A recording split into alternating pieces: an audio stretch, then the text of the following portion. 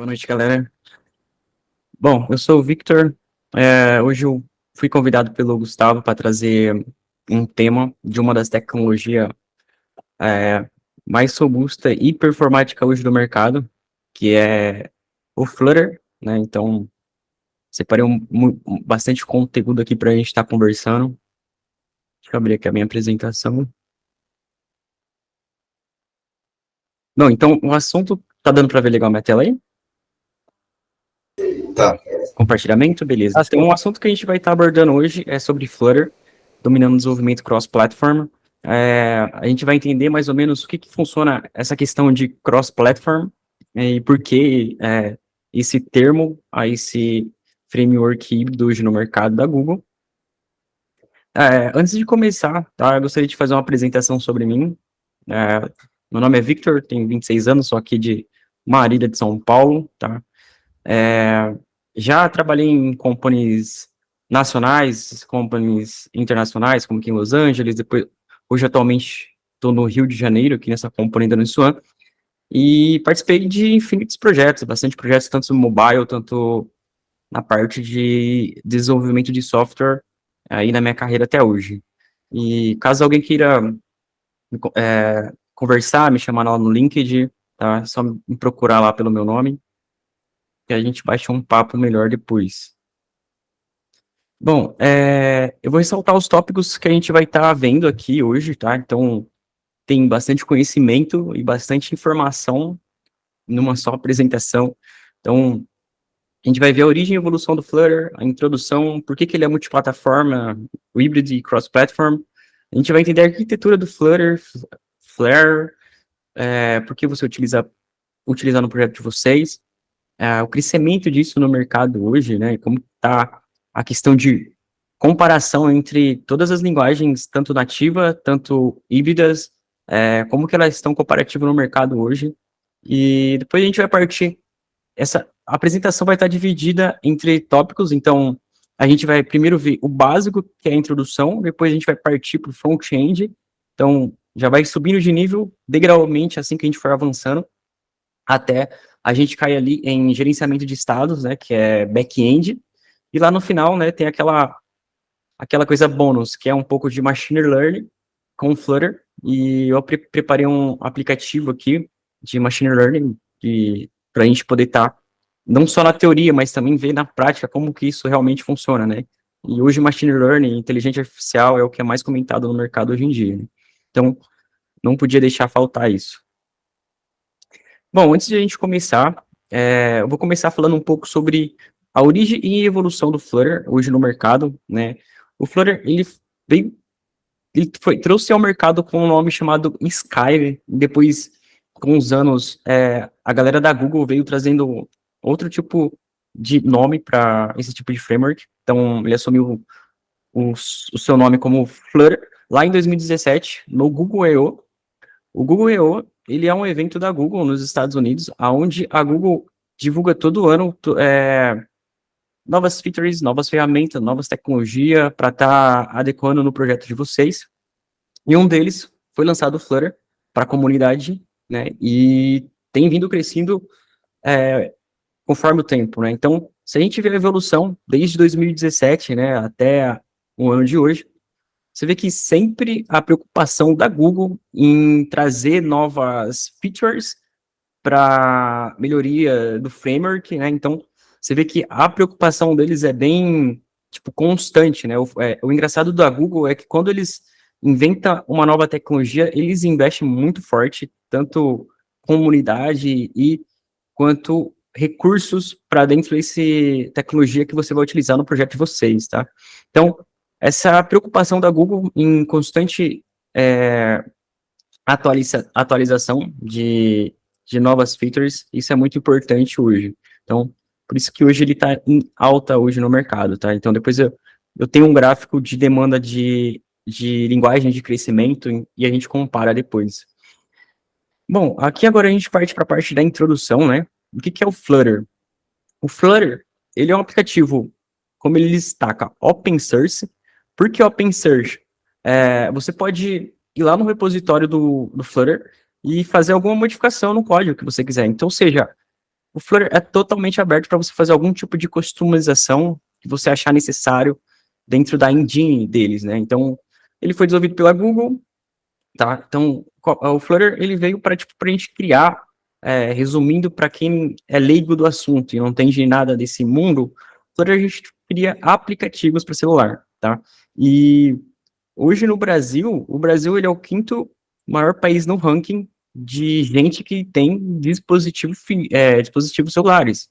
Então, eu falo que são de 120 milhões de gente. Então, quanto maior essa demanda no mercado, maior vai crescer os aplicativos. Então, a gente tem aí de exemplo como Uber, iFood, né? A gente tem, entre outras infinidades de apps que veio bem forte no mercado hoje, né? Então, quanto maior cresce essa demanda, a maior cresce a taxa de novas resoluções de problemas, né? Que é um nossos projetos.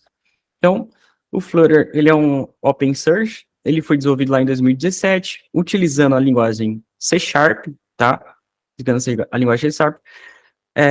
O owner é a própria Google, tá?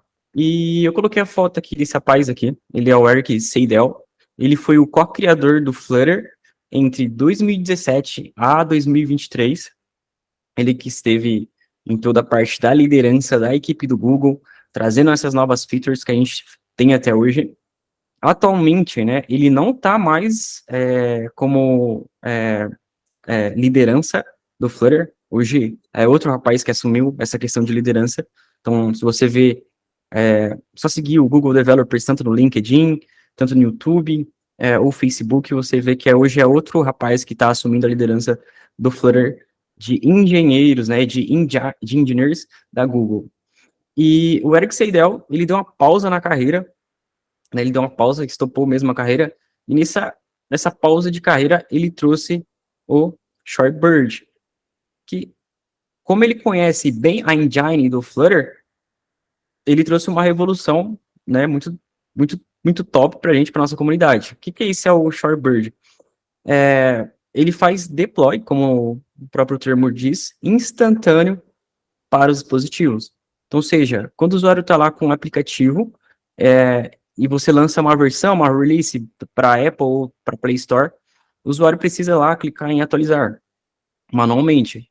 Então, o Shorebird, ele já vai direto, instantaneamente, sem necessidade de intervenção humana do usuário. Então, ele trouxe essa ferramenta, essa feature, para como a gente está utilizando no Flutter, né? Então, mas hoje ele não é mais como lead atualmente, né? Mas ele vem trazendo essas questões de novas features novas, né?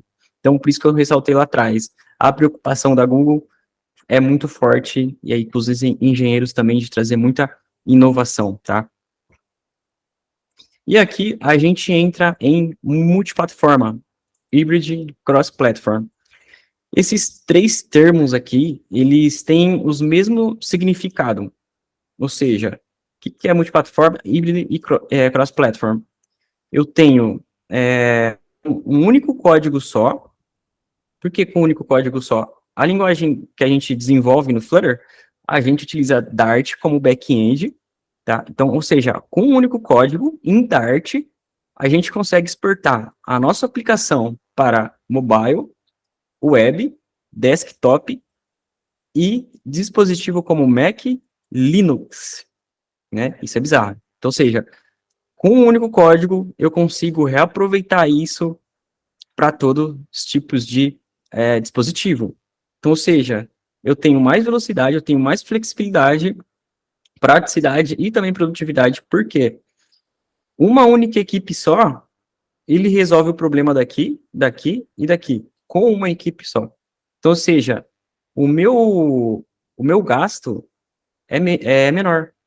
Porque, em vez de eu ter um gasto para ficar responsável para a equipe daqui, daqui e daqui, com um único framework eu já exporto para todo mundo. Então, eu tenho mais produtividade e também tenho mais praticidade e economia de dinheiro, tá? Então, por isso que a multiplataforma, ou hybrid, ou cross-platform, eles estão sendo muito mais valorizados do mercado hoje, porque economia de dinheiro para as company, tá? E aí a gente utiliza o Material Design para a gente estar fazendo o front-end da nossa aplicação, tá? E aí aqui a gente entra na arquitetura do Flutter. Como que funciona a arquitetura do Flutter hoje? Bom, ele tem o seu framework Dart, né? Ele tem o seu framework Dart. E aí a gente tem a parte do Material. O Material é a parte da UI interface de design. E a gente tem o Cupertino. O Cupertino, ele é uma UI de interface específica para iOS, para iPhone. Então, ou seja, mas isso aqui vai muito de regra de projeto. Tipo, se você quiser trazer um visual completamente igual ao iOS, você parte para o Cupertino. Mas você pode utilizar o Material e você utilizar para Android e para iOS. Então, eu consigo ter essa mesclagem no Material. Consigo reutilizar.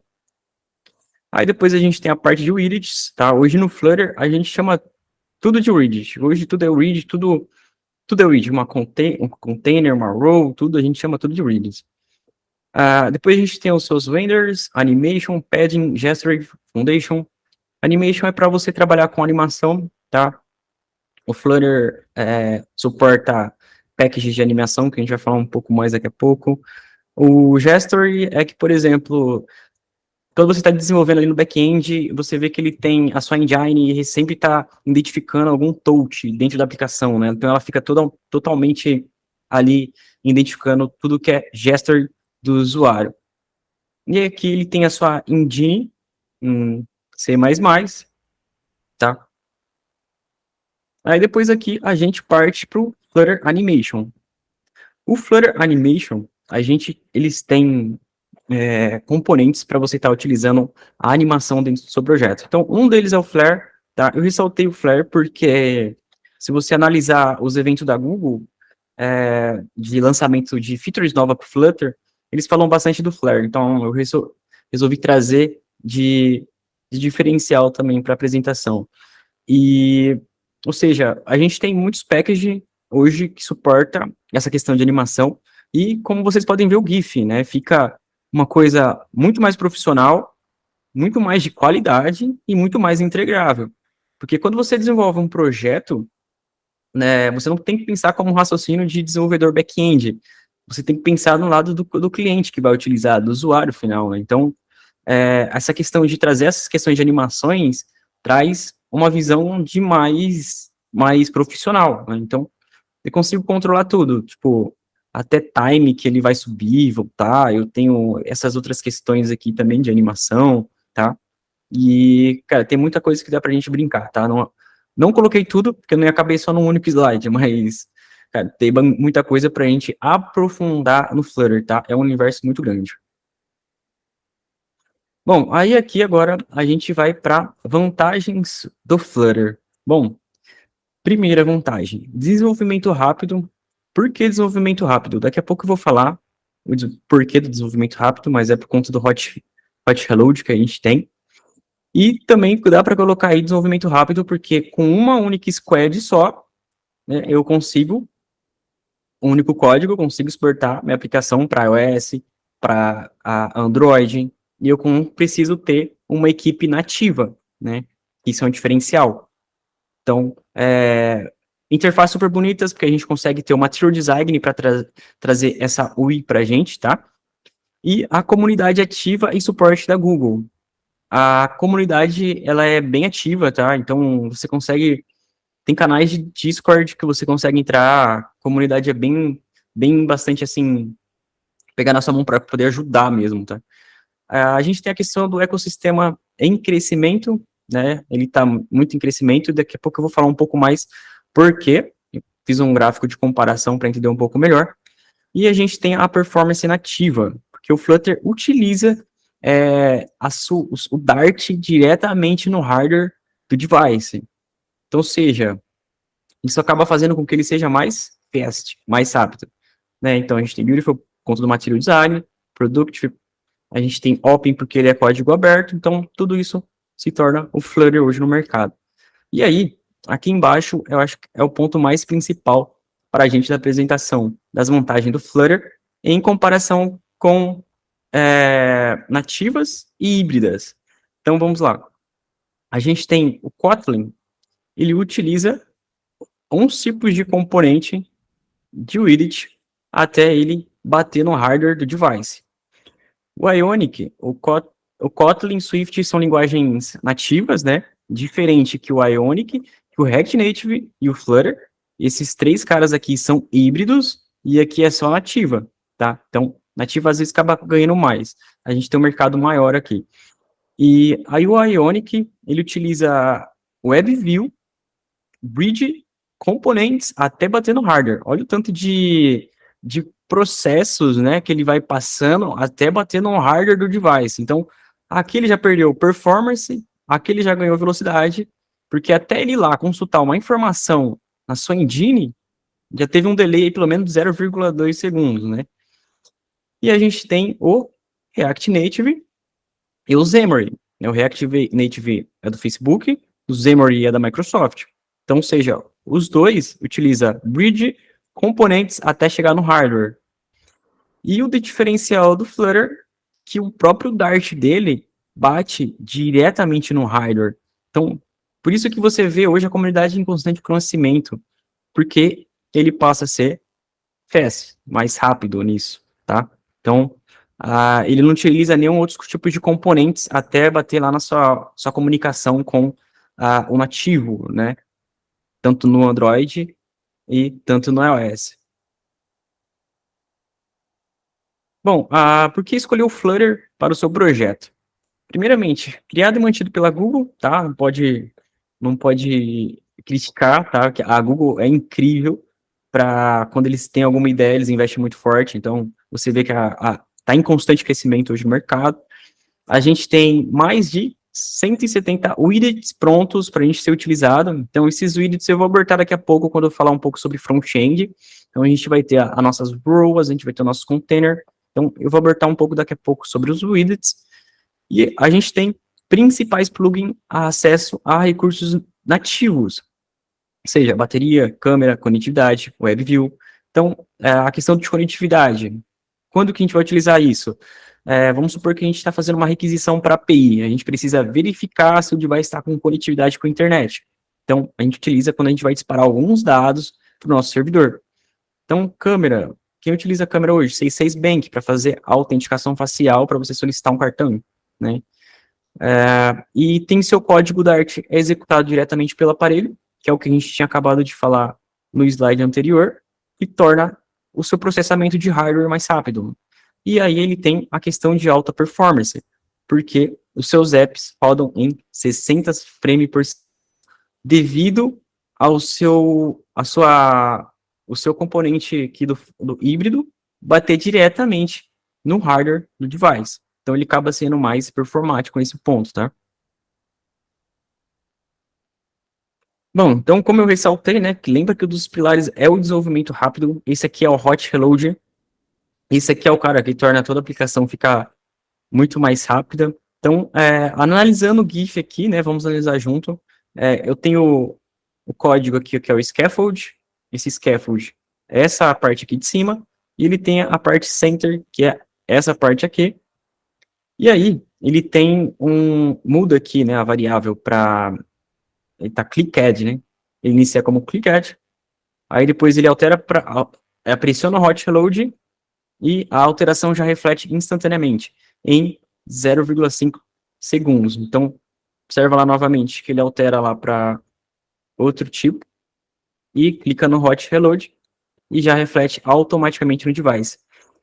O Hot Reload, quem tem esse tipo de comportamento é o Flutter e o React Native, mas os demais frameworks, você precisa parar a execução do projeto e buildar de novo.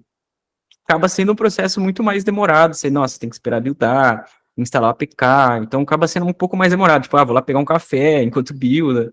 Então, não tendo Hot Reload faz com que o framework não seja produtivo, né? Não seja produtivo. Então, esse é um diferencial do Flutter, tá?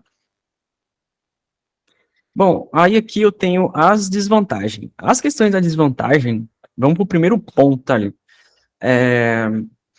Aqui, de fato, não seria uma desvantagem, mas sim uma necessidade, tá? Igual eu ressaltei aqui, de você ter um MacBook, né? Igual vocês viram aqui o meu na apresentação, eu estou usando o MacBook para subir o iOS para Apple Store. Porque você tem a dependência de ter o Xcode instalado dentro do Mac para você subir para Apple. Eu já vi meios de gente usando Hackintosh, de usar um Windows com Hackintosh, que aí eles utilizam uma ISO do MacBook, mas às vezes quando você sobe para a Apple barra. Porque a Apple ela é bem rígida com tudo. Então, um dos pontos é esse. Mas se vocês utilizarem uma integração contínua, né, um pipeline, isso aqui você já mata. E se você usar um pipeline, você utiliza uma ISO do pipeline. Você não tem necessidade da equipe ter Mac. Então, aí já reduziria custo, tá? Mas a questão do MacBook aqui, não é que porque você precisa ter um Mac para você começar a desenvolver. Não, você pode desenvolver aí com Windows, com Linux, à vontade. A questão do MacBook é só na hora que você for buildar esse seu app na Apple, você necessita, que você precisa do Xcode. E só o MacBook tem Xcode. Tá? Ele já vem embutido dentro da sua engine ali. E o segundo ponto é a dependência sobre a Google para fornecer package de integração com outras plataformas. O que isso tem a ver? Eu ressaltei o Twilio, tá? Porque foi uma questão de experiência e eu gostaria de compartilhar. A questão do Twilio, o Twilio ele é uma outra plataforma, tá? Que oferece uma API de call, de voice, de vídeo, de SMS. E eu estava num projeto para estar integrando o Twilio para fazer call. Então, por exemplo, era uma aplicação tipo WhatsApp, que você liga ali pro usuário. E tem essa interatividade entre cada um, né? Então, aí você fazia a API para o Twilio. Só que, qual que é o ponto? Há 2 anos atrás, o Twilio, ele só tinha documentação para linguagens nativas, Android e Swift. Ele não tinha uma documentação específica para Dart, para Flutter. Então, seja, o projeto acabou ficando em stand-by, porque não tinha um package para fazer a integração com o Twilio. Então, seja, essa questão da dependência, a comunidade de trazer um package acaba sendo um ponto, tá? Então, depois da apresentação, eu acabei pesquisando e vi que hoje existe. Então, seja, dependeu de alguém reclamar para a Google e a Google deve ter feito alguma parceria com a Twilio para trazer essa implementação para dentro do framework, né? Então, a gente fica nessa dependência também. Acaba limitando, dependendo do nível de complexidade aonde você quer chegar, tá? Outro ponto, tecnologia relativamente nova, tá? Ele foi desenvolvido em 2017, mas está em muito crescimento hoje no mercado.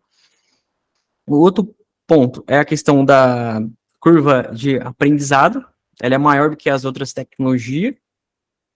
E essa questão aqui, a curva de aprendizado é maior, isso aqui eu coletei da comunidade, tá? Não anotei nada de abobrinha, então estava lendo alguns livros, então foi tudo de comunidade e ressalto de galera que já vem utilizando. A questão de curva de aprendizado maior vai muito de cada um, tá? Vai muito de cada um. Eu já vi gente falando que foi super tranquilo de se adaptar, já vi gente falando que foi super difícil, foi do caso aqui. Então, eu acho que vai dar da força de vontade e o foco, tá? Acho que acho que é focar e se jogar.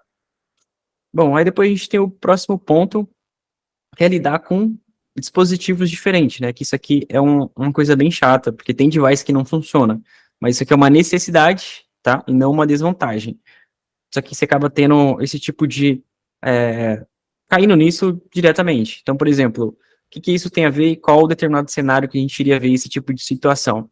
A gente vai desenvolver um app, né? E tem devices que já é device de 2017, são devices antigos, são outros tipos de API. Nesse tipo de device não funciona. Então, há necessidade de estar adequando a cada dispositivo, né? Então, tem uns que não funcionam. Então, seria mais ou menos isso. Então, isso é uma necessidade e não uma desvantagem, porque você cai direto nisso. Bom, aqui agora a gente vai ver as empresas que utilizam Flutter hoje, né? Então, a lista é imensa, coloquei as mais principais, tá? Peguei essa foto aqui do evento da própria Google, tá? A própria do Google, do YouTube. Então, a gente tem aqui Alibaba, Baidu, né, as principais, eBay, Google Ads, aí a gente tem New York Times, Nubank, brasileira, aí, quem mais? Philips, Ubuntu, e outra cara que não tá aqui, e outro cara que não tá aqui, que eu gostaria de ressaltar, que é o iFood. O iFood, eles utilizavam as suas tecnologias totalmente nativa. Então, aí eles resolveram investir no Flutter, porque já estava uma comunidade em crescimento, né? A Google estava trazendo, investindo forte, então eles resolveram investir no Flutter porque ele é uma plataforma híbrida, uma única equipe, e eu resolvo o problema de duas. Então, ou seja, para eles que era nativo, Android e iOS, para eles foi um ganho de custo, tipo, eliminou um custo, né? Então, hoje, atualmente, a iFood utiliza Flutter. Então, se você utilizar, fazer algum pedido lá, é tudo Flutter, né? Bem-vindo a Google, guys. É incrível. Alguém tem uma pergunta antes de eu... Posso prosseguir? Tem alguém que queria falar alguma coisa? Eu tenho, você está falando, por exemplo, que no Nubank, esses bancos utilizam o Flutter no aplicativo deles mesmo? Ou eles utilizam a Flutter de outra forma? Não sei. Não, eles utilizam Flutter no aplicativo dele mesmo. A Nubank, você falou, né? No caso do Nubank. A Nubank, cara, eles migraram totalmente pro Flutter.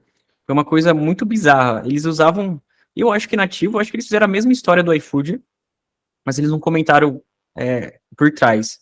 Mas eles migraram totalmente pro Flutter. Tipo, deixaram o seu app, que era desenvolvido em outra linguagem. Na hora que viu que aquilo lá estava performando muito no mercado, eles investiram em Flutter. Então, tipo, o aplicativo da Nubank é inteiro em Flutter.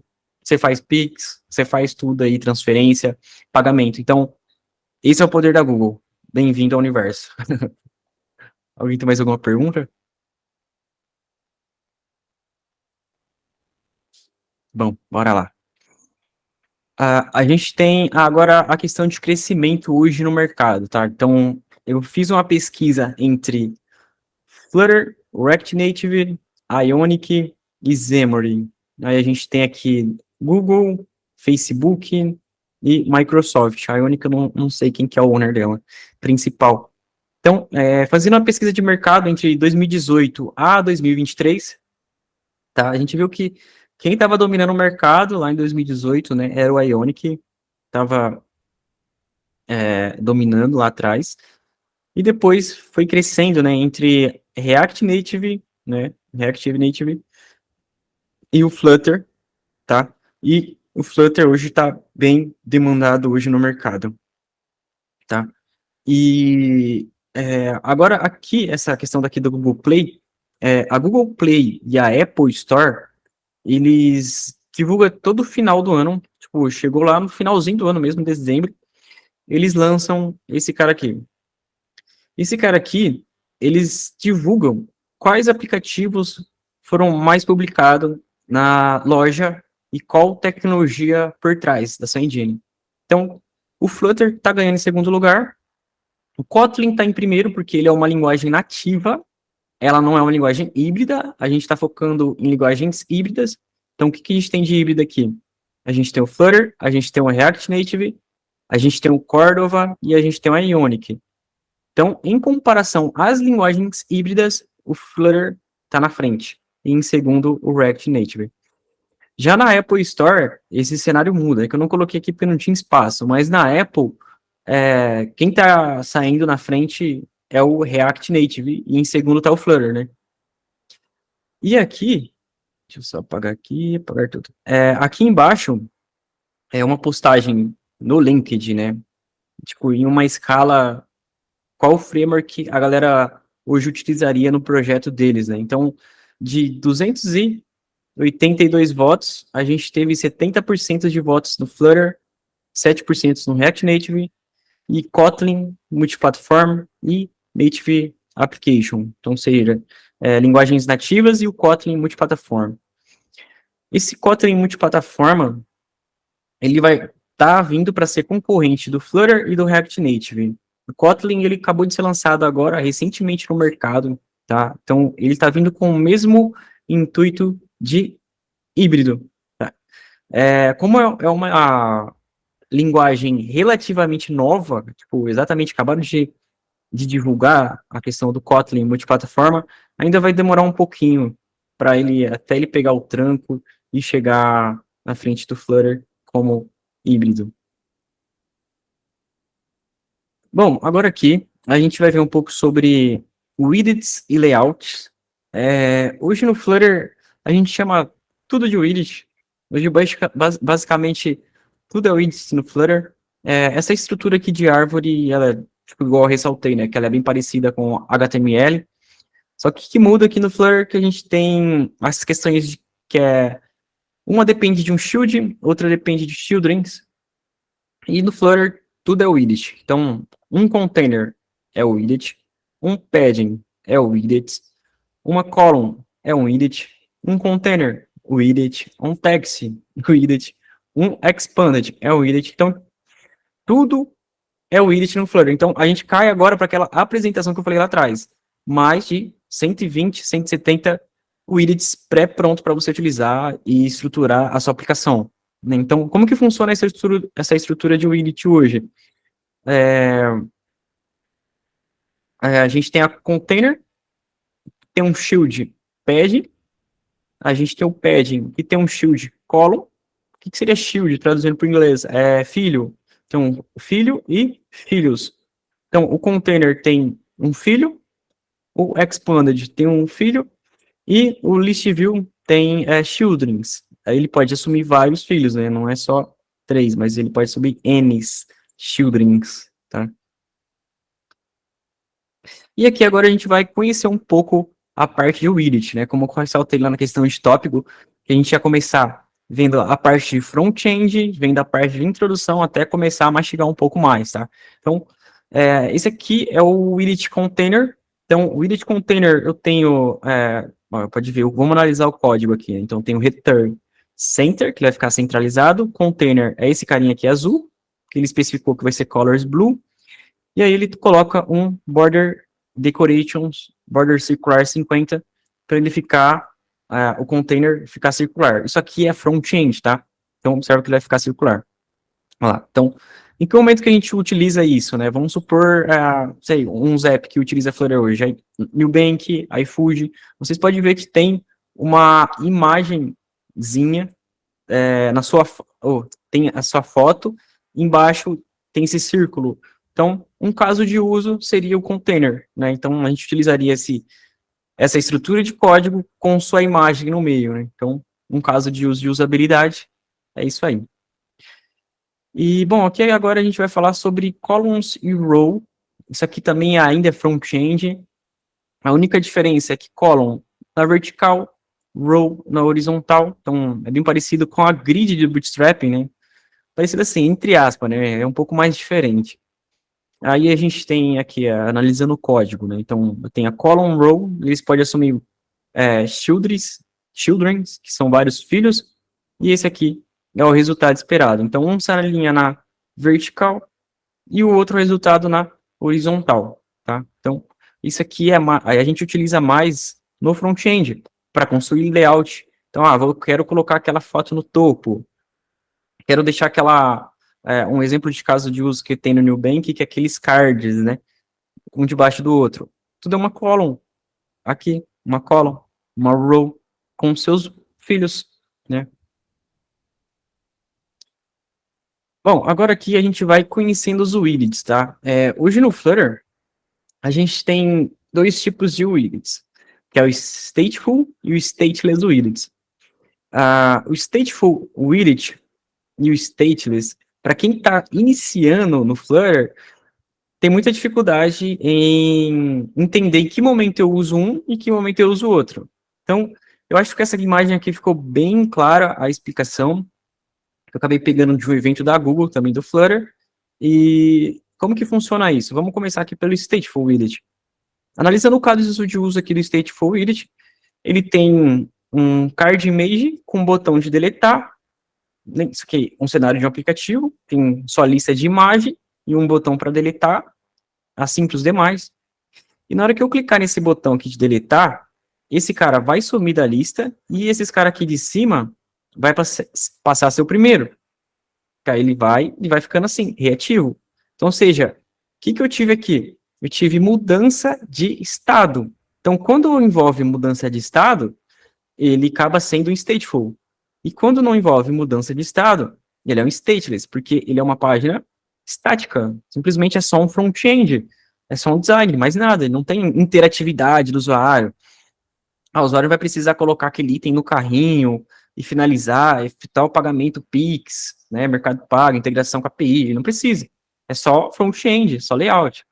Então, acho que quando a galera está começando, a galera júnior, né, eles têm essa dificuldade de entender qual momento eu uso um e qual momento eu uso o outro. Toda vez que você cria uma classe no Flutter, você sempre começa com stateless.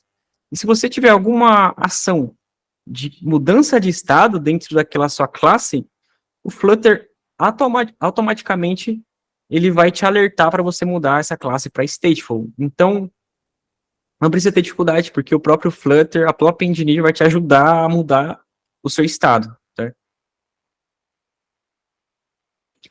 Bom, agora aqui a gente parte para gerenciamento de estado, aí já saindo da parte de introdução, crescimento de mercado, front-end, agora a gente vai entrar na parte de back-end, que é a parte mais confusa, tá? Vai ficar um pouco mais confusa, e a parte que eu adoro.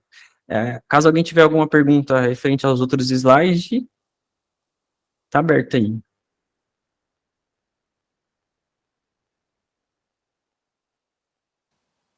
Pra mim tá Beleza, eu tenho tranquilo que... aqui. Tá, eu tenho que tomar uma água. Bom, bora lá então. Bora falar um pouco sobre gerenciamento de estado. O gerenciamento de estado, agora que a gente já parte para a parte de back-end, agora que começa a ficar um pouco mais confuso, tá? É normal. E aí aqui eu listei três: o setState, o getIs e o mobX. Tem um outro que é bastante utilizado pela comunidade hoje, que é o block, mas eu não acabei listando para não ficar uma apresentação muito mais complexa. E, bom, o que é o gerenciamento de estado? Como eu ressaltei aqui, é uma informação ou valor que pode sofrer alteração ao decorrer de uma aplicação. Bora ler, bora entender o que significa. Ou seja, ele é uma alteração, uma variável que fica ali como observável, e ele pode sofrer uma alteração no futuro.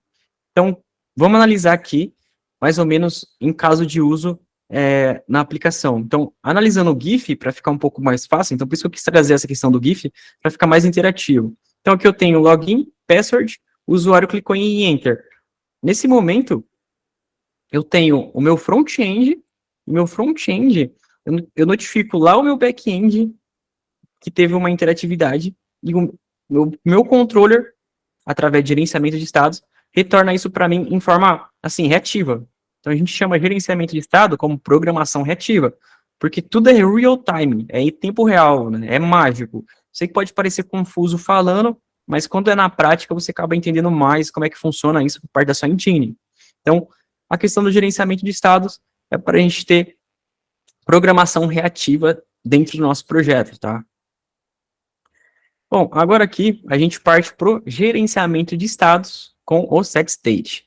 Bom, o setState, ele é uma função mágica, porque ele atualiza ali em tempo real o que o usuário for implementando.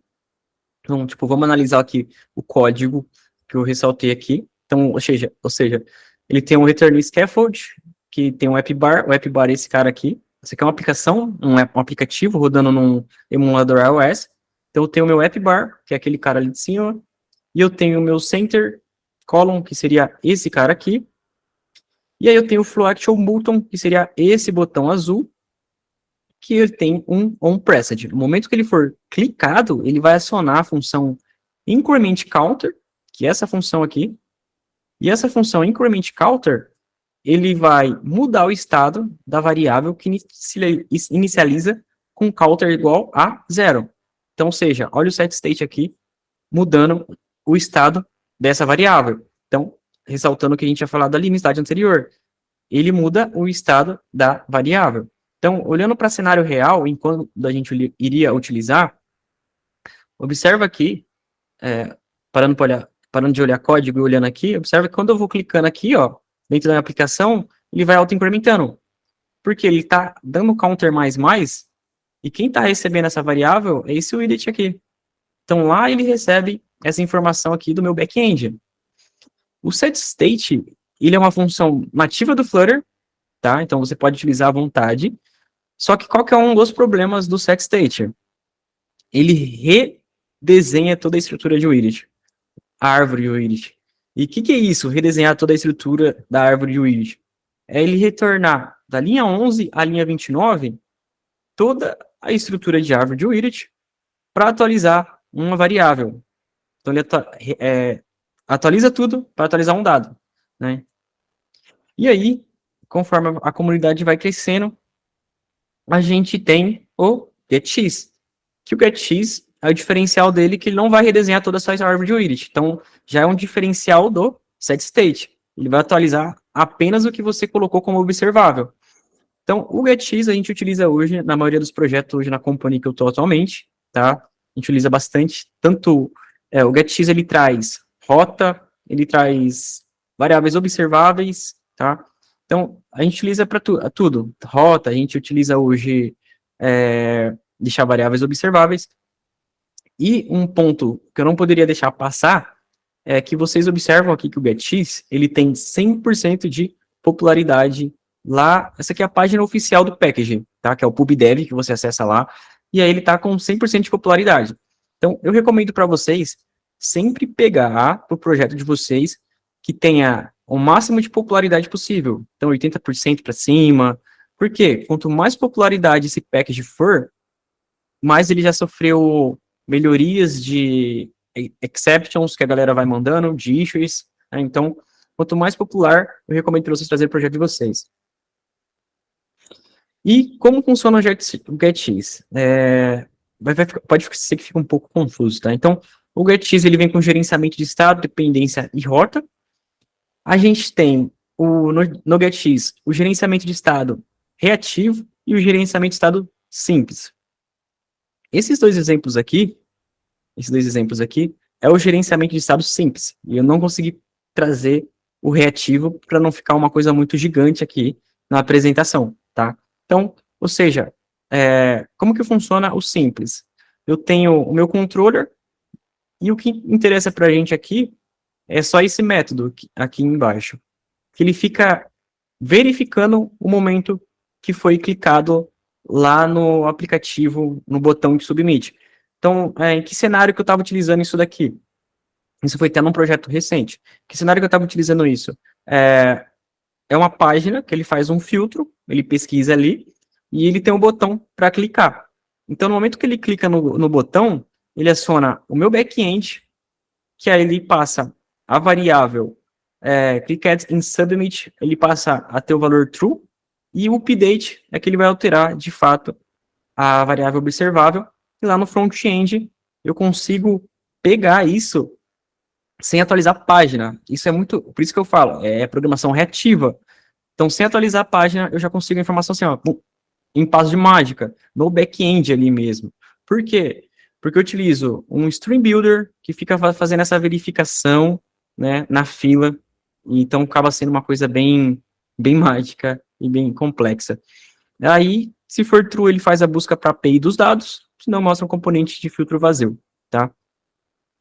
E comumente utilizar a questão de reativo e simples. Isso vai muito da necessidade do projeto. Tanto reativo, tanto simples, atende a necessidade. Porque qual que é a necessidade da gente? Gerenciamento de estado. Simples resolveu? Resolveu. Então, vai muito de necessidade de squad para projetos, tá? Bom, agora aqui a gente parte para gerenciamento de estado com MobX. Então, a gente já viu o getX, setState. O MobX, ele também tem 100% de popularidade, tá? E, bom, vamos lá para a parte introdutória dele. Bom, o MobX, ele é o mesmo conceito do getX, tá? É só um cara terceiro, concorrente, né? A comunidade usa bastante. E o MobX, eu recomendo ele, tipo, se você for do desenvolvimento web, mexer com algum tipo JavaScript, ele é legal para, tipo, se você é desenvolvimento web, você cai para Flutter. Então, eu recomendo fortemente você utilizar o MobX, porque ele utiliza as mesma estrutura do JavaScript. Como que funciona? A gente tem as variáveis observables, que vão ficar ali escutando, e aí a gente vai ter uma reação por cima disso, e aí a gente atribui uma action. Então, para quem vem do web, JavaScript, é isso aqui. Então, se você vem do universo web para Flutter, recomendo você começar com o MobX, depois parte para um GetX, que foi meu caso, depois parte para um block. Então, isso vai muito de necessidade do projeto. Não tem um ali especificamente que eu posso dizer que é o melhor e mais recomendado. Não. Isso é necessidade do projeto de cada um, tá? Então, observando o GetX aqui, eu tenho as minhas variáveis observables, e aí eu tenho uma action. Tipo, no momento que ele clicou lá num botão no aplicativo, eu aciono o setName, que vai atribuir o valor para o variável name. Então você vê que é muito mais simples de entender essa questão de gerenciamento de estado e programação reativa. Bom, agora aqui a gente parte para a conclusão de cada uma delas, tá? Bom, o setState, ele é simples, ele é nativo do Flutter, ele é mais adequado para projetos menores, tá?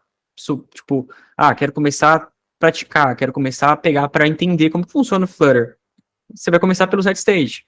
Agora eu quero, já entendi o setState, agora eu quero trazer uma coisa mais performática em interatividade de dados, uma coisa mais reativa, parte com o MobX, depois parte para um GetX. Então, cada um tem a sua determinada entrega, né, reatividade, que eu tenho desempenho, mas ambos matam a minha mesma dor de cabeça, gerenciamento de estado, tá? Então, aqui teria o outro também, que é o block. Então, tem muita gente que fala, tipo, não, tem que ser só block, não, tem que ser só GetX, não, tem que ser só MobX. Tipo, não, vai na necessidade do projeto. Parte com MobX, vê como é que fica a arquitetura com MobX, parte com GetX em outro projeto, só para entender como é que funciona. Não, vamos começar um outro projeto? Vamos começar no block, para entender como é que funciona cada lado da moeda, porque cada um entrega o mesmo resultado, só que com ideias diferentes.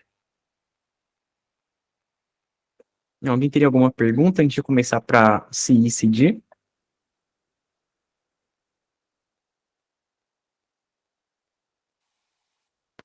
Bom, Pode falar, acho. pode, beleza. Agora aqui a gente vai partir para Continuous Integration, Continuous Delivery, CI/CD. É a parte que eu mais gosto e recomendo fortemente a toda a galera que tenha projeto em Flutter ter um Continuous Integration, um CI/CD, para automatizar todo o processo de vocês. Então, o que é o CI/CD? Ele faz processo de builds e testes automatizado. Então, vamos analisar a fundo como isso funciona na prática. Você vai ter seu código, você vai fazer um commit do seu código, sobe lá para o GitLab, para o GitHub, ele vai entrar. Isso aqui é um pipeline, tá? Isso aqui é um pipeline. E um pipeline, ele vai executar stages, alguma coisa de algoritmo ali para fazer cada etapa, né? Aí, caindo aqui no CI pipeline, ele vai fazer o build da aplicação, vai rodar os testes unitários, vai rodar os testes de integração, tá? E o CD vai fazer a review, stage e production. O que é essa questão de production? Play Store e Apple, automaticamente. Hoje, a gente faz tudo manualmente. A gente gera o APK no terminal, via CLI. A gente sobe o IPA, né, que a gente tem o IPA que é para iOS, e a gente tem o APK para Android. Então, para iOS, a gente gera o IPA para o iOS, tipo, manual, pelo Xcode, né, igual eu ressaltei lá atrás. Então, o CI/CD, ele faz tudo automatizado. Você não precisa de ter alguém que tenha um MacBook para fazer esse processo. Você integra uma ferramenta de Continuous Integration, ele fica ali, para você fazendo automatizado e eliminando o custo para não ter alguém, um MacBook, porque hoje um MacBook é caro, né? Então, eliminando o custo. Então, por isso que eu recomendo fortemente Se vocês não têm um fluxo de CI/CD, recomendo fortemente vocês estarem aprofundando um pouco mais a fundo, que é um salva-vida muito grande. Bom, agora aqui a gente parte para CI/CD, ferramentas, tá? O primeiro deles é o CodeMagic, tá? Por incrível que pareça, o CodeMagic, ele é da Google. Eu descobri depois que eu estava assistindo um evento da Google de Flutter, e eles anunciando o CodeMagic no Google I.O. Falei, olha, tipo, a gente sempre pesquisando, né, e ver isso, então é bem legal. Então, a gente tem um CodeMagic hoje. Como que funciona o CodeMagic? Você vai ter um CodeMagic YAML, dentro lá do seu projeto, você vai ter um arquivinho separado, e o CodeMagic, ele tem os seus workflows, e o workflow, ele vai seguir um stage, para cada um ele segue um stage do que você vai fazer, tá? Então não é uma coisa muito difícil, e tem a comunidade fortemente ensinando você a utilizar o CodeMagic. A CodeMagic é muito utilizado pelas empresas, então eu trouxe duas ferramentas hoje que está muito popularizada no mercado hoje, de CI/CD, CodeMagic e o Fastline. Eu sei porque é só você ficar olhando vagas habilitadas lá no LinkedIn, que você vai ver que eles pedem conhecimento em CodeMagic e no Fastline com integração contínua, tá? Então, eu trouxe essas duas. Existe N infinidades de CI/CD, então eu trouxe as principais que está mais atualizado no mercado hoje. Aí, lá no CodeMagic, você vai escolher o build que você vai aplicar para a plataforma, então Android, iOS, Web. E lá no CodeMagic, você tem um MacBook, uma ISO do MacBook para você estar utilizando. Então, por isso que eu falei, você não precisa ter um MacBook para fazer o build. Você utiliza uma integração contínua que já oferece uma ISO do MacBook para você usar. Então, ele oferece uma instância aqui, ó, Changes, ele oferece uma instância. E aqui, relação de preços, né? Então, ele é inscrições por membros limitadas, que já é legal, e ele cobra 95 centavos pela máquina ligada. Essa questão aqui até que é boa, porque, vamos supor, você só vai ligar a máquina no momento que você for fazer deploy. No momento que eu estou codando, é Windows, é Linux, é à vontade, testando, testando, testando. Mas no momento do deploy, vai ser o momento de você ligar a máquina. Então, vamos supor aí que o seu gasto vai ser de um dia todo, tá? Coloca o gasto de um dia todo. Então, tipo, não acaba ficando uma coisa muito cara, tá? E o próximo que a gente vai ver aqui, o CICD, que é o Fastline, tá bem utilizado muito, tá? E o Fastline, ele é gratuito de código aberto, diferente do CodeMagic. Só que, qual que é a diferença do Fastline? O Fastline, ele vai por instruções de CLI, por cada algoritmo. Então, cada algoritmo vai fazer uma determinada tarefa. Cada um desses carinha vai fazer uma determinada tarefa. Cada um desses aqui vai fazer uma outra tarefa. E esse aqui notificar o Discord, o Slack que teve um build novo em produção. Então, o Fastline ele é por CLI. Só que a diferença dele é que ele não tem uma ISO do MacBook. Então, aqui, por mais que ele é gratuito, você vai ter que ter a dependência de alguém da sua equipe ter MacBook. Então, nessa eu partiria para o CodeMagic. E aí ele tem suporte para o GitLab, tá? Jenkins e o Travis CI. O GitLab, como que vocês iriam integrar isso no GitLab? Você vai lá no GitLab, tem pipelines, que você pode criar uma pipeline, e dentro de cada pipeline você vai ter o stage para cada uma delas, e dentro de cada de um stage você vai colocar um algoritmo, que ele vai executar determinada ação e vai fazendo o fluxo de CI/CD, tá? Alguém tem alguma pergunta antes de partir aqui para o Flutter Performance?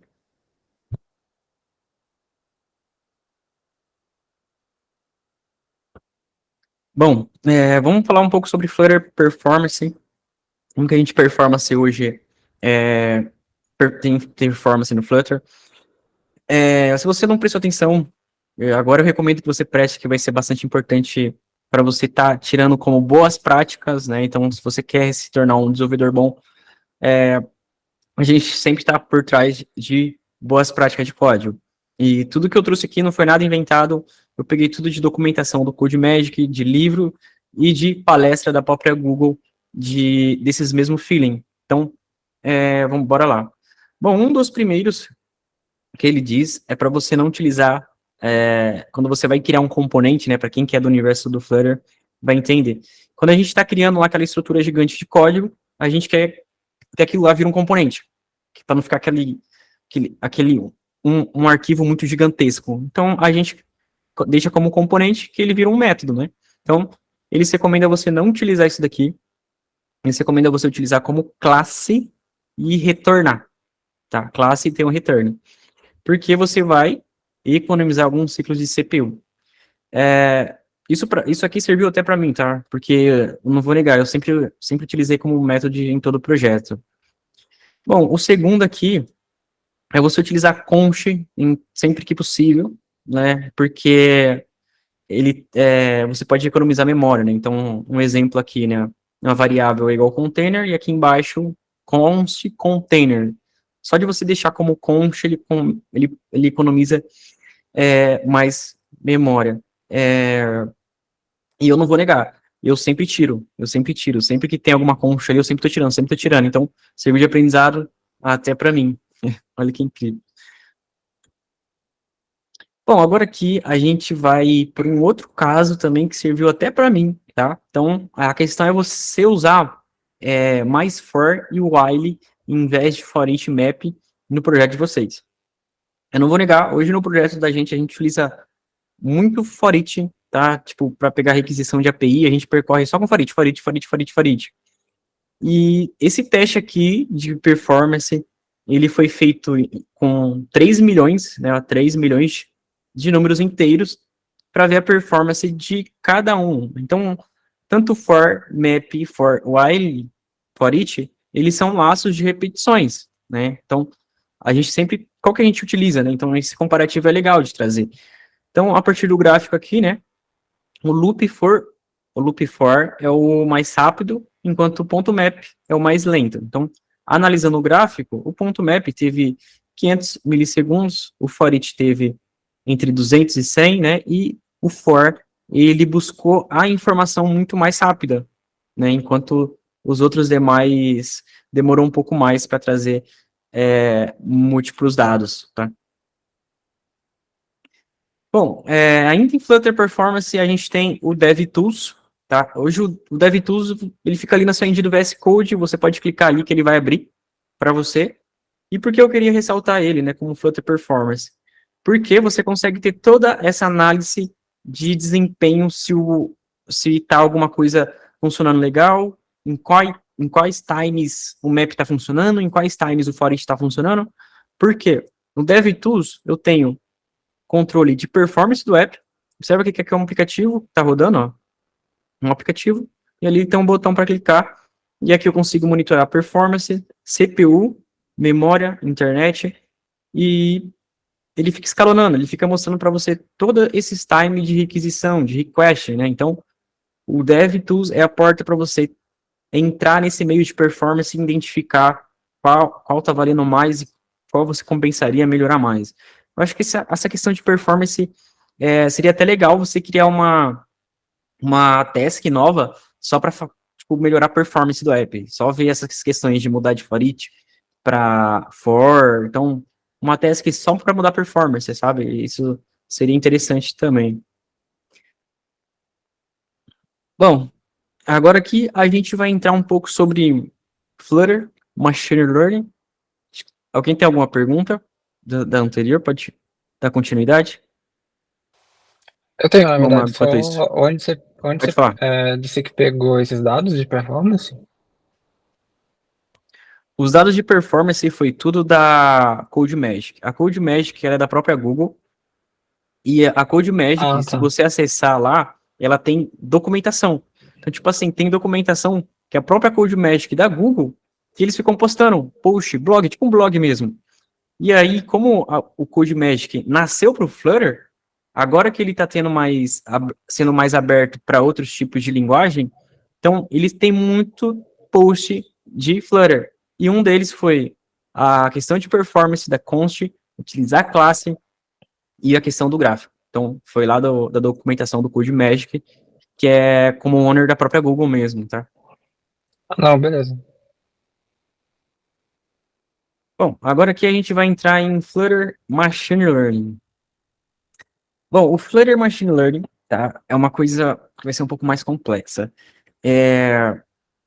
A gente está entrando numa era mais atual, tudo mais tecnológico, e a gente está vindo muito para a parte de Machine Learning, inteligência artificial, né? E não teria como eu não falar de Machine Learning numa apresentação dessa, né? E trazer alguma aplicação pronta.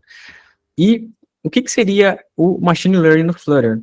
Bom, o Google, ele introduziu um pacote Google ML Kit, tá? Isso aqui é lá na página do package, que você consegue fazer ele traz para você, né, na verdade, APIs prontas. Já tudo pronta para você estar utilizando e fazer a determinada ação. Então, quais ações são essas? Reconhecimento de texto, detecção facial, detecção de objetos, leitura de código de barra, ID de idioma, tradução do dispositivo, e aí vai. Então, o Flutter tem suporte a essas questões de machine learning, tá? E a gente vai ver um pouco a fundo na prática daqui a pouco também, em um deles que eu preparei. E aí, como que funciona todo esse processo, tá? Vou até um pouco mais aqui do microfone para a galera prestar bem atenção agora. A gente tem o nosso aplicativo aqui do Flutter. Então, o nosso aplicativo do Flutter é híbrido. E como que ele se comunica com os componentes nativos, tanto iOS e tanto Android, né? Então, ele vai ter a comunicação com iOS através do Flutter método channel, e ele vai ter a comunicação com Android através do método channel, né? E aí ele faz a interatividade para o dispositivo nativo, tá? E agora, a gente entra um pouco sobre o TensorFlow. O TensorFlow, ele é uma biblioteca da Google. Depois que eu fui começar a pesquisar, eu identifiquei que, cara, é da Google, então, olha que incrível, né? Só de uma pesquisa a gente encontrei TensorFlow da Google, CodeMagic da Google. Cara, quando eles inventam, eles investem muito forte, né? Então, tá muito constante a evolução. E o TensorFlow, ele tem modelos de machine learning pré-prontos para você utilizar. Ou seja, ele tem ferramentas e API e modelos de machine learning para você utilizar. Então, seja, como ele já tem modelos prontos, ele já tem modelos pré-treinados para você utilizar à vontade. A não ser que você queira fazer uma coisa mais robusta. Mas já tem modelos prontos pelo TensorFlow. Você pode utilizar gratuitamente através do TensorFlow Lite do Flutter. Aí aqui que a gente entra na parte mais principal, que é ver um pouco na prática. Eu criei um aplicativo para apresentação. Deixa eu só logar entrar aqui, deixa eu só conectar meu celular. Então, eu criei um aplicativo para apresentação. Deixa eu colocar aqui. Picking Picture. Dá para aumentar isso, será? Dá. Beleza. Então, eu criei um aplicativo para apresentação de Machine Learning, para a gente não só ver a teoria, mas também ensinar na prática de como isso funciona, tá? Então, isso aqui é o meu celular, tá? Ó, meu celular, normal, estou compartilhando a tela dele. E aí eu tenho esse app chamado Face Out Flutter. Acho que a transmissão está um pouco devagar, né? Então, agora foi. E aqui eu tenho criar conta ou fazer login. Então, vamos supor que eu vou criar a minha conta aqui. E aqui eu tenho a câmera, né? E eu tô com o meu detecção facial aqui. Então, eu vou digitar meu nome. Vou digitar Victor. Eu vou apontar aqui meu rosto para a câmera. Vou tirar aqui do mic. Vou clicar em capturar.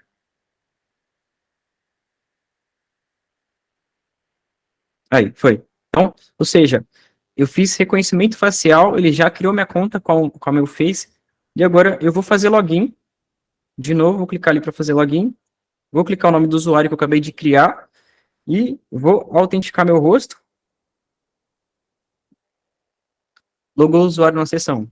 Ou seja, ele está lá na home, lá, boa noite, a home, e aqui eu posso sair ou deixar ele fazer o fluxo normal do aplicativo. Então eu posso voltar aqui em sair, volta lá para a tela de login de novo. Então, isso aqui é um modelo de detecção facial, utilizando. Deixa eu voltar aqui para minha caneta, aqui, essa caneta é muito foda. Então, utilizando ML Kit do Google e o TensorFlow, dá esse resultado.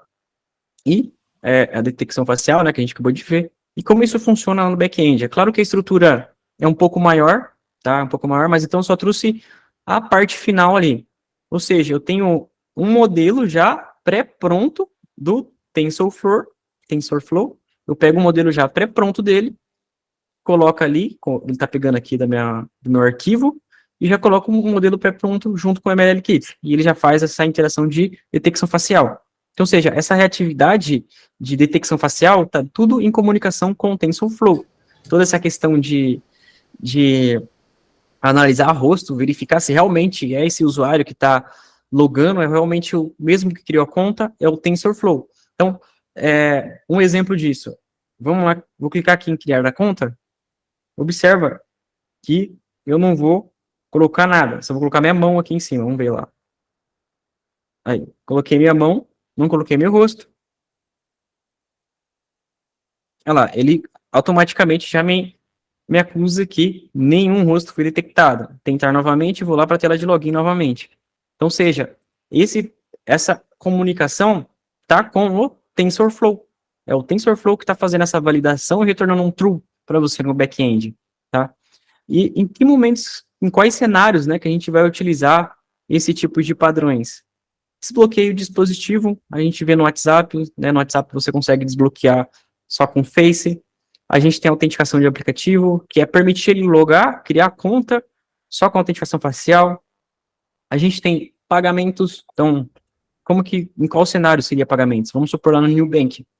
Você vai fazer o Pix para alguém e vai pedir sua autenticação facial para comprovar que realmente é você, o proprietário, que está realmente fazendo o pagamento, né? Então, você tem controle de acesso, você tem processo de solicitação de cartão de crédito, 66 Bank. Ou seja, quem já passou pelo 66 Bank, só para solicitar um cartão, você precisa autenticar a sua Face e ter a autenticação facial lá também.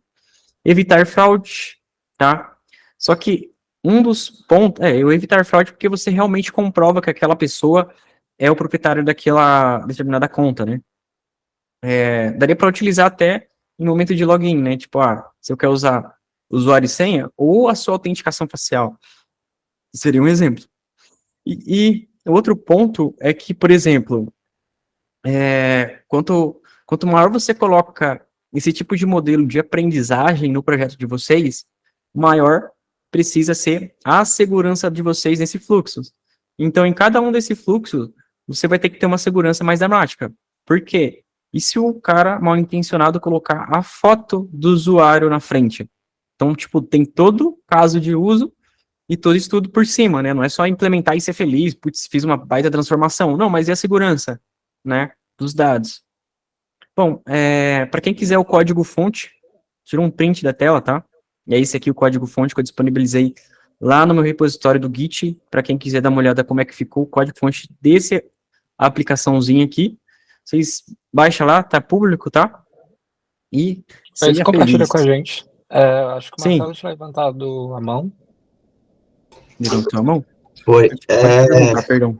Essa questão aí que tu fez o login agora, ele retorna sei lá, um token do rosto para aí você salva em algum lugar e você busca, ou o package tá fazendo tudo? Ele já tá vendo teu rosto e tu não tá tendo que salvar o dado, tipo, em lugar nenhum. Não, não está sendo, mas você pode ter esse tipo de manipulação. Você pode ter, mas você vê o tráfego deles passando. Por quê? Essa comunicação é com TensorFlow. Essa comunicação de autenticar a autenticação facial vai ser autorizada pelo TensorFlow. Então aí você verifica na request o que ele está passando lá para o TensorFlow para o reconhecimento estar ok. Aí você consegue, como você consegue ver o log, você consegue, eu quero ter o controle disso num banco de dados interno do app. Você consegue ver esse log, essa comunicação entre TensorFlow e o Flutter, e você salvar isso no banco de dados seu interno, tá? Você pode.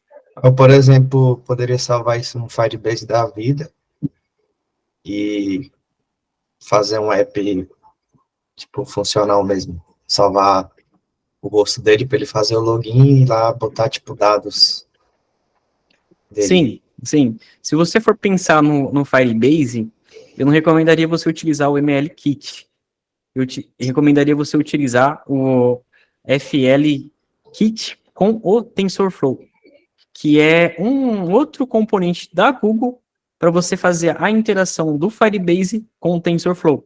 Então, tipo, o seu objetivo final é o Firebase. Então, ele tem um outro package que ele oferece muito mais recurso do que o ML-Kit. Então, depois dá uma pesquisada depois no FL-Kit, se eu não me engano. Ou digita Firebase Machine Learning, Flutter. Você vai ver que ele tem a própria kit dele para estar mexendo com o TensorFlow. Aí já vem muito mais conteúdo.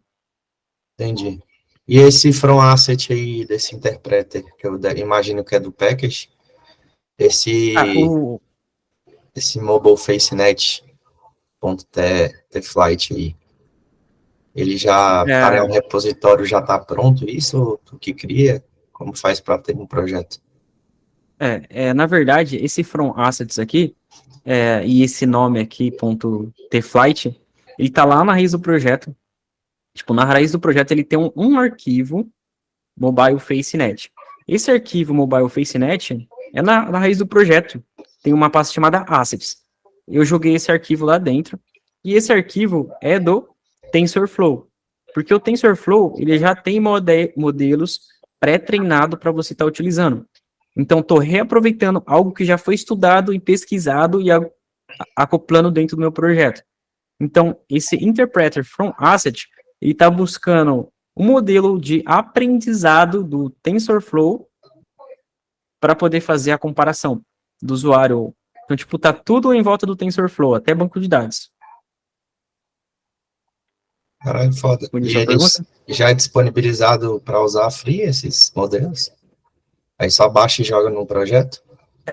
Para começar, sim. Ele tem algumas APIs já prontas, mas o nome dele é TensorFlow Lite Flutter. A versão Lite é a versão que eu utilizei aqui, porque é uma versão menos robusta, então você não consegue ter acesso tipo, essa gama aqui que eu passei de lista de ferramentas, né? Então, por ser Lite, ele acaba ramificando um pouco mais a questão de acesso. Aí depois é pagando mesmo em dólar. Entendi, da hora. Beleza. Qual que é seu nome? O meu, Marcelo? Respondido, Marcelo, tudo certo? Aham, tudo certo. Beleza. Só para complementar, não sei se a galera tá acostumada aí com a Anaconda Navigator, que é mais para a área de Data Science, Machine Learning e Inteligência Artificial, tem muito modelo pré-pronto já do TensorFlow, então você pode até incrementar isso que você desenvolveu. Tem muito modelo já pré-pronto, então, tipo, pré-treinado, então você pode até depois incrementar, isso eu achei bem legal, assim. E essa então, questão tipo, essa questão que você falou de não colocar uma foto na frente e reconhecer, já tem alguns modelos dentro do Anaconda Navigator pré-treinados, alguns modelos, para que ele faça, não pegue, tipo, eu não sei direito sem explicar, mas papel, para que ele uma foto, no caso. para que ele reconheça, tipo, a profundidade pela câmera, sabe? Então, daí não é Entendi. uma foto, entendeu? Tem algumas coisas assim. Vou deixar o link aqui no chat. Cara, que legal. Tipo, o TensorFlow, ele vai muito mais além, né? Tipo, igual o Gustavo falou. Então, além de ter no Flutter, a gente ter esse tipo de comportamento, a gente vai muito mais além. Então, ó, um cara de data falando do TensorFlow. Então, você vê que, tipo, não é só voltado para o mundo do Flutter, mas sim para todos os tipos de tecnologia que a gente tem hoje, né? Legal. Pode dar o play? Mais alguma dúvida, gente? Pode continuar. Bom, agora aqui a gente já parte para a parte mais de novidade e novidades da própria Google. Então, estou compartilhando com vocês aqui um projeto da Google chamado IDX. Então, ou seja, eles acabaram de anunciar, observa que o print que eu tirei, tipo, fazia 1 hora, isso, acho que nem semana passada, acho que foi esse final de semana, né? Então, eles estão anunciando emuladores Android e iOS simulado diretamente pela web. Olha isso, que incrível, cara. Então, ou seja, igual eu ressaltei aqui, né, hoje em dia lançar aplicativo significa navegar num mar de infinita complexidade, né? A Google sentiu essa dor. Então, ou seja, a gente tem o Android Studio instalado aí na máquina de vocês, para a gente estar usando os emuladores do Android, que já é muito pesado, né? Muito, já não é tão levinho assim. A gente tem um Xcode para iOS e você tem a necessidade de ter um MacBook para testar no iOS. Então, tipo, a própria Google sentiu essa dor, então eles iniciaram o projeto chamado Project IDX. Então, é uma nova iniciativa da própria Google, então, por isso que eu falo, ela para novas features, novas ferramentas hoje no mercado, tá uma coisa muito incrível, tá? E tá vindo muita inovação legal. Então, o que que é esse IDX? Você vai digitar lá idx.google.com e você vai ter lá integrado dentro do seu browser, tipo o VS Code embutido mesmo. Tipo o VS Code para a gente estar podendo codar. Ele vai estar lá dentro do browser e aqui ele vai estar emulando o emulador da iOS, emulador do Android à vontade. À vontade. Então, tipo, hoje, para quem vem do mundo de Flutter ou React Native, né, o IDX vai ter suporte a React Native, Angular, Next.js, Flutter, Vue.js, Go, Python, GitHub, essa aqui eu não conheço. Então, ele vai ter suporte a esses tipos de linguagens de programação para a gente estar fazendo a emulação direta pelo browser. Um ponto mais crucial mesmo que eu vejo é mais a galera de mobile. Eu não vejo muito a galera de web, então, tipo Next.js, Angular, como uma pedra no pé. Por quê? Para a gente que é do mundo mobile, tipo Flutter ou React Native, a gente tem que ter esses caras aqui instalados na nossa máquina. O Android Studio é muito pesado para a gente estar fazendo as questões tudo para Android. A gente tem o Xcode, que também é muito pesado para a gente emular para iOS. E a necessidade de ter um MacBook para testar na iOS. Então, através do web, você já consegue ter essa interatividade. Então, esse é o projeto IDX da Google, tá? Está sendo idealizado por eles. E aí você consegue juntar-se à fila de espera. Então, por favor, acessem lá IDX da Google e clica lá em juntar-se à fila. Vamos engajar mais a comunidade, beleza? Então, aqui a gente tem a questão de como que ele vai ficar, né? Então, ele tem o simulador da iOS, Android, então, ou seja, nem precisei baixar Android Studio, não precisei baixar Xcode, que ele já está lá, o próprio emulador, com a sua ISO de cada um dos devices na própria plataforma do IDX. E tanto para a web, né? Tanto para a web também. Bom, falando um pouco de eventos agora, eu gostaria de compartilhar essa novidade aqui, que o Gustavo tinha compartilhado comigo, e não tinha como não colocar aqui para apresentar para toda a comunidade de Flutter, que é os eventos, e como que isso está em alta também hoje no mercado, e como que, cara, a Google é incrível. E, então, tipo, a gente tem esse evento chamado Global Gamers, em parceria com a Global Citizen. Então, ele é um desafio global de jogadores, na qual vocês precisam criar um game, né? Ele já te entrega um kit de ferramentas para você estar integrando, para você estar participando, né? E a visão geral ali. E os prêmios é que você vai concorrer uma viagem para Nova York, como viver com a equipe do Flutter e tratamento VIP no Global Citizen, que é um evento, e os prêmios, tá? No concurso. Então, você pode enviar 9 de janeiro de 2024. Esse aqui é o link flutter.dev/globalgamers.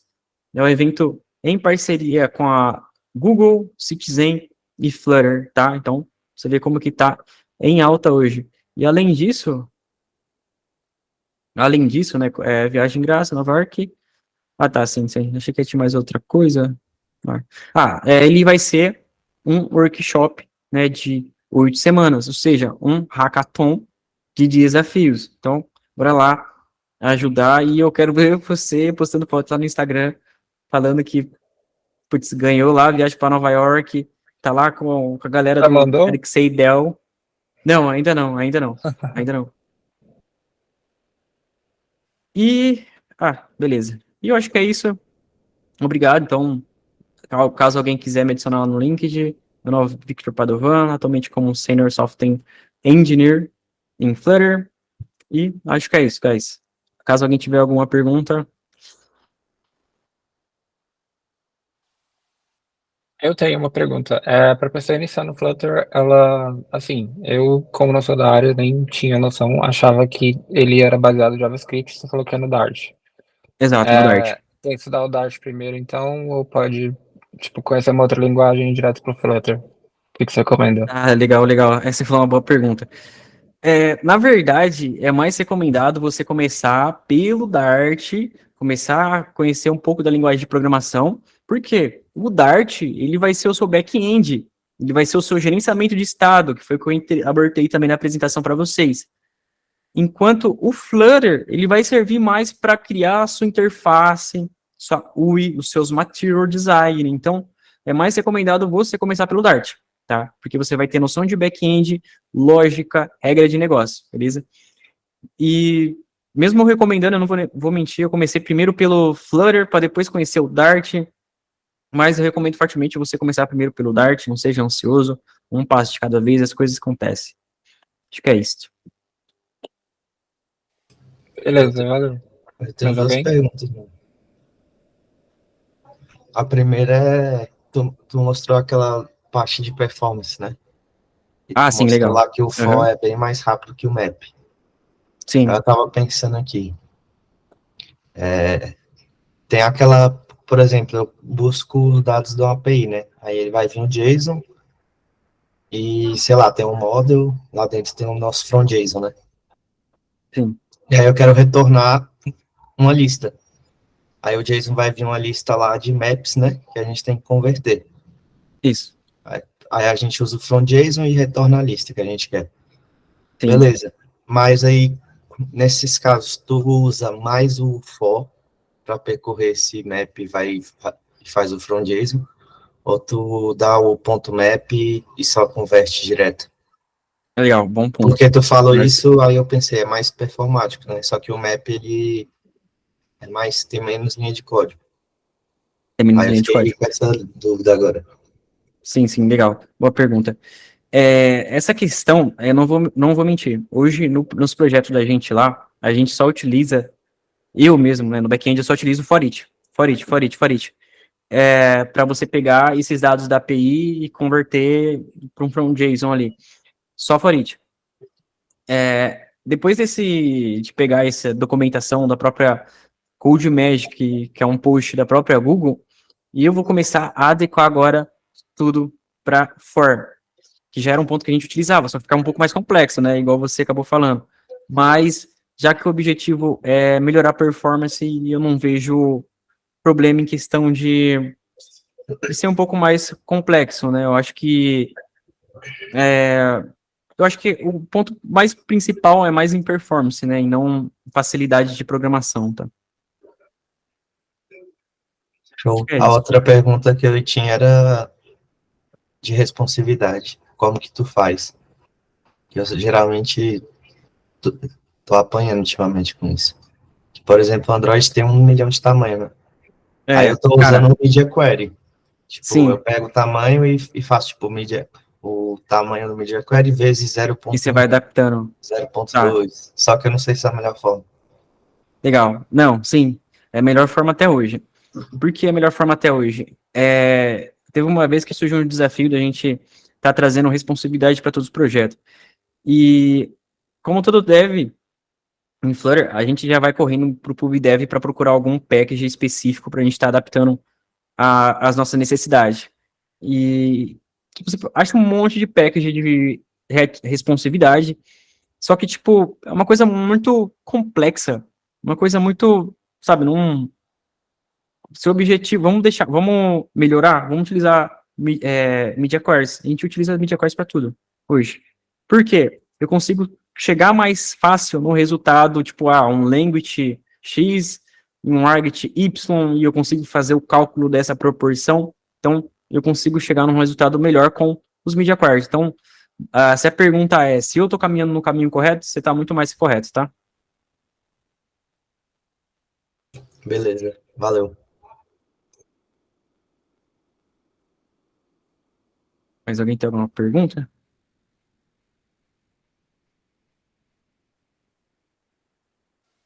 Da minha parte, tá Fechamos? ok. Fechamos? Fechamos, então? Fechamos. Acho que é isso então, galera. Beleza. Valeu demais, Vitor. Ficou Valeu, galera. incrível. Boa noite. Valeu. Muito obrigado. Foi incrível ter participado.